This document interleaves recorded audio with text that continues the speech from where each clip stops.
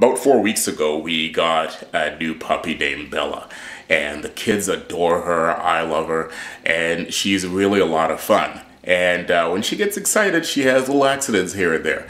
And we, do the things of cleaning it up and all that kind of stuff, but really wanted something natural that wouldn't fade the color of the carpet and wouldn't cause any harm to Bella or to the family. And an acquaintance of mine recommended Sun and said it was all natural and wouldn't cause any harm. So I decided to give it a try.